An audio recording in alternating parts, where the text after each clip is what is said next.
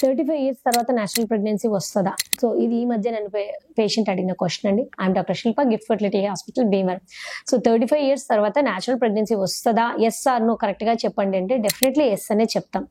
కానీ ఎటువంటివి మనం చూడాలి? ఎవరికి వస్తది నేచురల్ ప్రెగ్నెన్సీ అంటే, సో 35 ఇయర్స్‌కి నేచురల్ ప్రెగ్నెన్సీ అవ్వాలంటే డెఫినిట్‌గా వాళ్ళకి ఎగ్ రిజర్వ్ అనేది కొంచెం మంచిగుండాలా. ఇంతకు ముందుతో పోలిస్తే ఇప్పుడు ఎగ్ రిజర్వ్ అనేది చాలా ఫాస్ట్‌గా పడిపోతుంది. సో 2 ట్యూబ్స్ అనేవి చాలా నార్మల్‌గా ఉండాలి. ప్లస్ 7 ఫ్యాక్టర్స్ కూడా బాగుండాలి. అంటే స్పెర్మ్, మేల్ స్పెర్మ్. సో ఈ నేచురల్ ఎగ్ రిలీజ్ అవుతూ ట్యూబ్స్ బాగుండి అదర్ రీజన్స్ ఏమీ లేకపోతే ఎగ్ రిజర్వ్ కూడా బాగుంటాయి. డెఫినెట్‌గా మీకు నేచురల్ ప్రెగ్నెన్సీ అన్నది మీరు వచ్చే ఛాన్స్ ఉంటది. కానీ 35 ఇయర్స్ తర్వాత నేను కొంచెం ఎర్లీగానే మీరు 6 మంత్స్ అట్లా ట్రై చేసిన తర్వాత పిల్లలు పుట్టకపోతే ఎర్లీగానే డాక్టర్‌ని విజిట్ చేయండి అంటాము. ఎందుకంటే ఎగ్ రిజర్వ్ పడిపోతది కాబట్టి. లేకపోతే నేచురల్ ప్రెగ్నెన్సీ వచ్చే ఛాన్సులు ఖచ్చితంగా ఉంటాయి. Thank you so much.